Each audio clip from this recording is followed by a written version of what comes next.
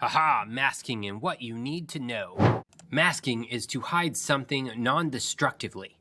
In Photoshop, a mask is typically white and black. White is going to show and black will hide.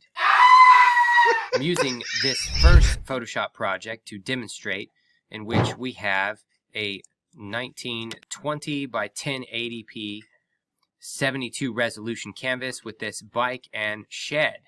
Let's go ahead and hide part of this bike. Let's select the original bike layer and we're going to mask this part off. Now normally what I would do is I would select first and then mask it off.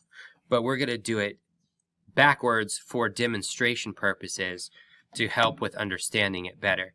So we'll zoom in, Control plus or minus to the bike. And we have the mask icon down here at the bottom of the layers window. So you'll click that and that'll create a layer mask. And you can see the thumbnail here, which is white because it's showing everything. It's not hiding anything. So if we switch to our brush and then switch to get our black color, if you have these swapped, you can do D for default colors and X to swap. Or you can click the arrow key, either one. And then the way this works is I can paint a mask, but typically that would be inefficient, something that's more complicated. So we would use something like, for this, the polygonal lasso. And here I can zoom in a little bit further, and I would want to make sure I get underneath the bottom of the bike, and then we're going to come up and Control plus or minus again and use spacebar to move the canvas. And if you mess up, you can always press backspace. But I'm going to select around, and then when I can either close this selection or double click here. And now we have that area selected. Now this is what we want to hide, in which case we would grab our brush tool. Make sure you are on the thumbnail. You want to make sure you're on the mask thumbnail. So we have the layer thumbnail and then our mask thumbnail. Typically, I could just use the gradient tool and just fill it in. Otherwise, if you click and then you try to fill it in, it doesn't always get everything. So either way, you could fill it in. You could use the brush tool to touch it up. And then we do Control D to deselect. And that looks pretty good. So if you need to make some updates to that, use the lasso tool. You can use the painting white or black around the lasso tool to get that all touched up. And that's the basics for masking it off. Now some cool things that you can do later on is if you're wanting to select your mask, you can do Control and click the mask thumbnail and it will actually select those areas. In this case, it's actually selecting all of the white. We'll do Control D. Sometimes you may need to start all over. To remove this mask, we can simply right click and do Delete Layer Mask. And we get rid of it. Now let's do the same thing as I did before.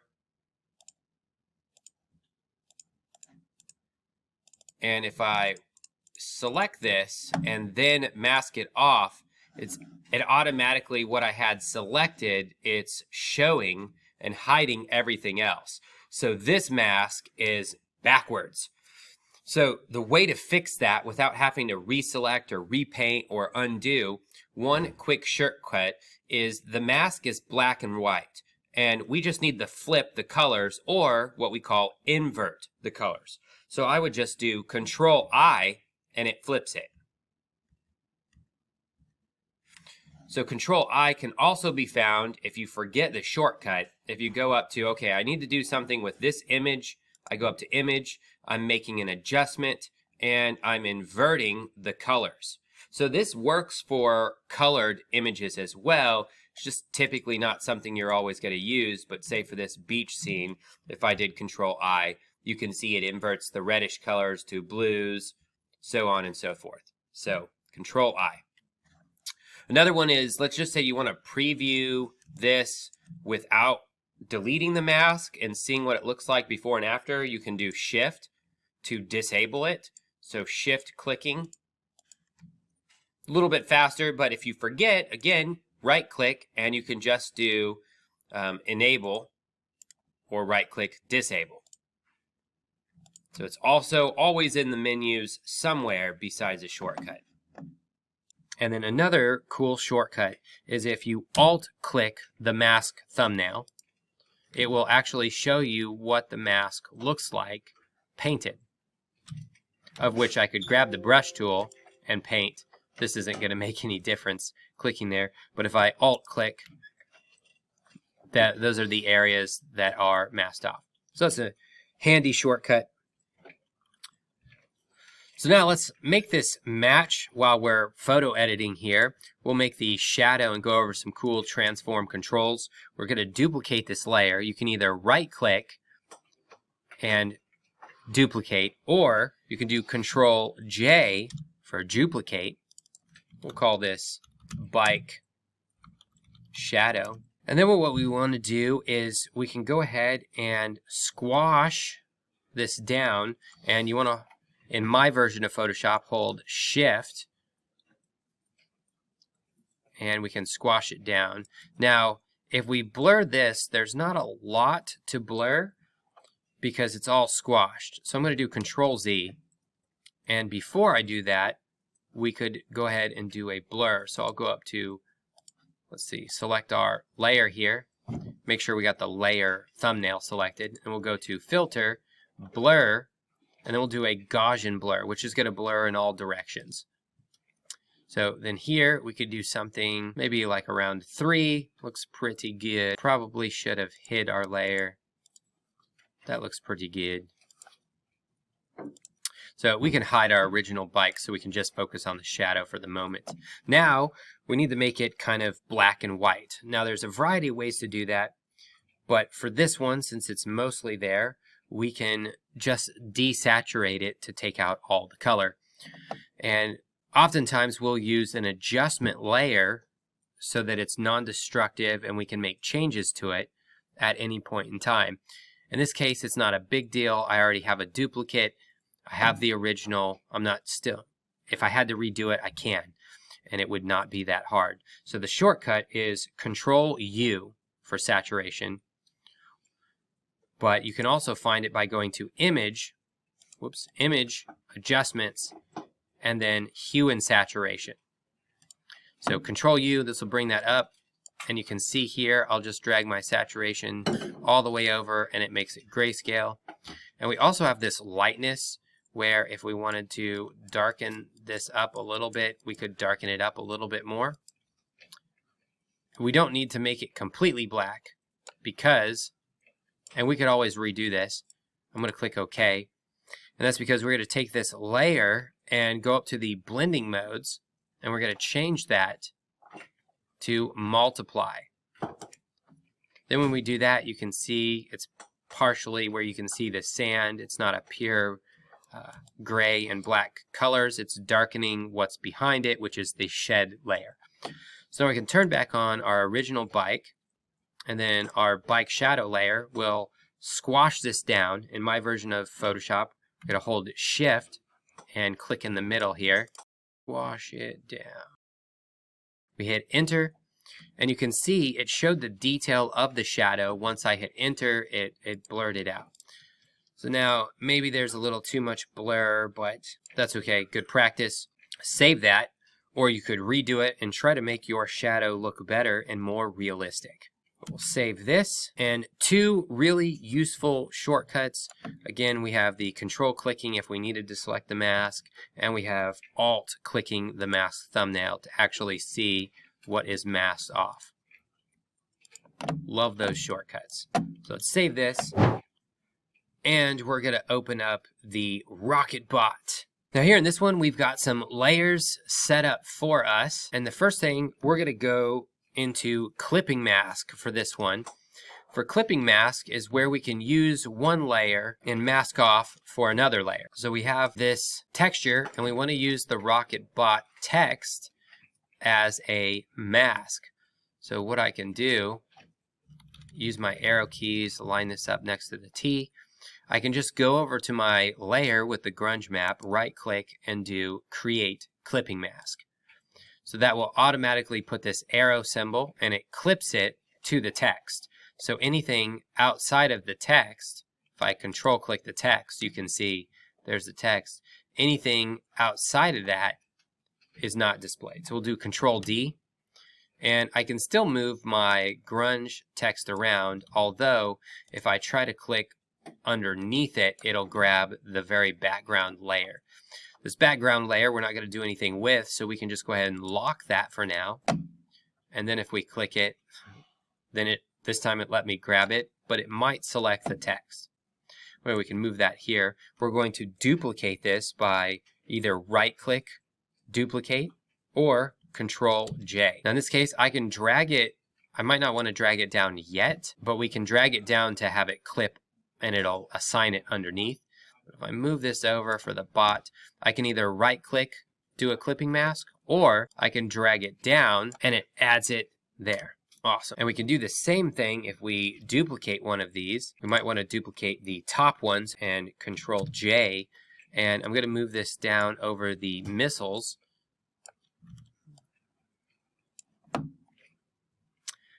And if I do a clipping mask here, it's only going to apply it to one, versus if I select my two missiles and do Control G to create a group, or you can drag them to the folder icon at the bottom here. I could name these missile group. I can take this grunge map and clip it to a group. Of course, we can't really see the artwork very well, but the point was we can change the blending mode here and do something like screen or multiply. Looks pretty cool. So we could do that there. And we could change the opacity to maybe 50%, so we could see more of the colors, but we get that really cool texture added into it. Now to jump back into some masking. Now that we've had some practice, we're going to get rid of his eyeballs, make them see-through. And this would be a good spot to, instead of using the magic wand or quick selection, we could even try that, but the quick selection based on our tolerance doesn't select everything. So we could use that. You could also use the elliptical. It's still going to be a little bit harder to line up. You could sit here and mess with it for a while, but you're still going to get some blue around the edges. So I think we'd probably use the magic wand. So usually what I do is I try numbers. I'll try starting with maybe 5, maybe 25, 50, 100, and kind of increase it from there depending on the size of the image. Here, 50 is going to work pretty good. If you do 5, you'll see it's way more picky because it's only, you could think of it as selecting plus or minus 5 different slightly bright or slightly darker of this color. So we'll change that to 50. Clicking that, we'll hold Shift to add to our selection.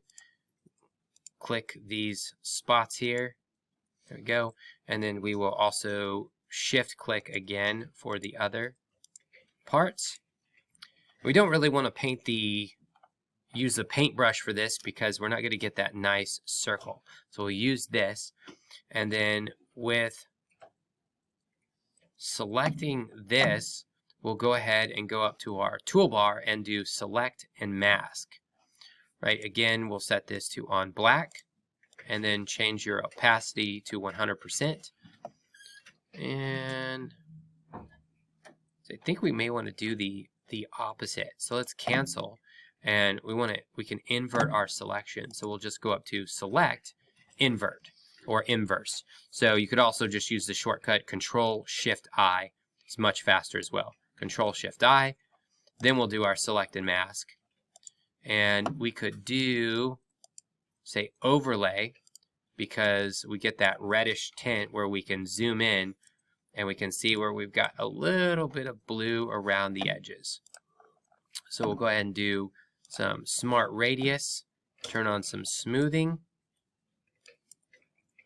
so we get a smooth selection there, and then we'll do Decontaminate So it'll take those darker blue pixels and make them black for the most part. Might have a few stragglers in some areas. That looks pretty good. Now, we could use Shift Edge. I try not to use this too much. Sometimes it causes problems. But we could shift this in, and you see it brings it inward. So maybe we'll do just around -40. So that brings it in. We don't want to lose our black line because we want it to be similar in thickness. So that's probably the max I would go there. And in this case, we can, it's not giving us an option to do a selection or layer mask, but we can just do new layer with layer mask and click OK. So I'm going to delete my old robot, and this robot here, we have our mask. And now if we press the V for move tool and we moved him around, we can see the sky behind his eyes. And it looks pretty clean selection around his eyes. Now let's change using masking. How do we commonly will change the color? So how do we do that?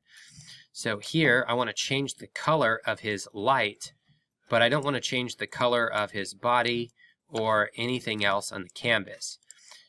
So what I'm going to do is I could, for now, select, whoops, let's go to the rectangle.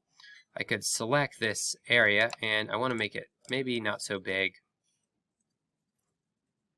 I'll just do it halfway through the black line because you're not going to change the color of the black. So then we can go to our adjustment layers. We'll go to Window and Adjustments if you don't have it. I'm going to drag this up here. And we've got several that are kind of popular.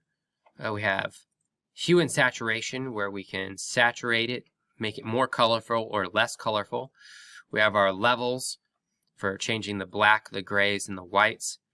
We have Curves, where you get a curve for controlling red, green, and blue channels. And there are a few others here too. But to change the color, we'll use the Hue and Saturation here. So with that, I can change the slider here, and it is using a mask, but you notice it's the square mask to change the color of only this area instead of everything else. So I'll make this a little bit more of a reddish color. If you do colorize, it'll actually make everything that color, but you can see here it's we kind of lose some of the details. So I'm not going to do colorize, but sometimes that can be handy. So we're going to make this just to be a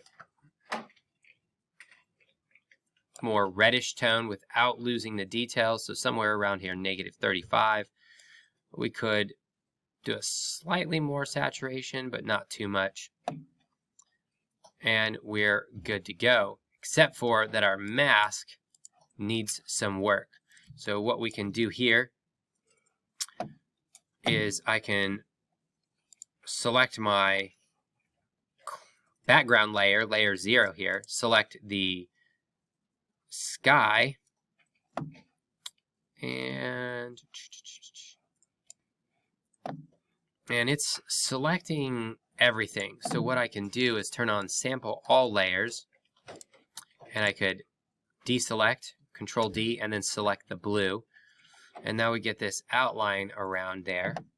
So then I can select my mask, thumbnail of the hue layer, grab my B for brush, get the black color, and I can then paint around.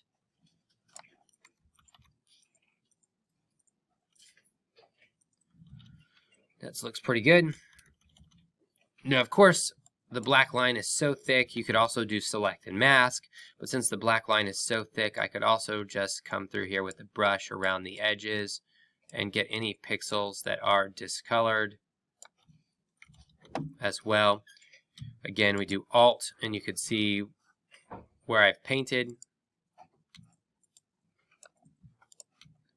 There you go. You can also, to cancel the mask, if we do Shift it turns off the mask. So if I go back to my robot and click the shift on the thumbnail, it brings it back. So it hides it disables it for the moment. Useful shortcut.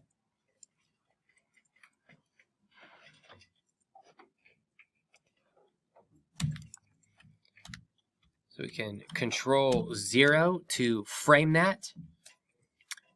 And now we've got some good practice with masking. Hope you feel more familiar and comfortable with that. Until next time.